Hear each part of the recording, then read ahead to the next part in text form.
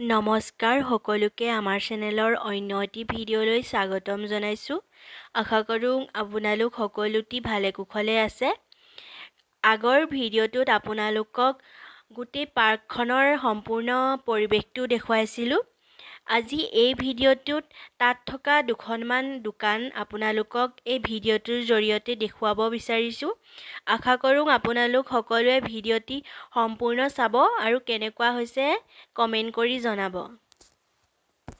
আৰু এতিয়ালৈকে যদি মোৰ চেনেলটি ছাবস্ক্ৰাইব কৰা নাই প্লিজ ছাবস্ক্ৰাইব কৰি দিবচোন, তেতিয়াহে নতুন নতুন ভিডিঅ' দিবলৈ মোৰো মন যাব। এইখন দোকানত গোটেই বাঁহেৰে আৰু কিছুমান বেতেৰে সজা বস্তু আছে।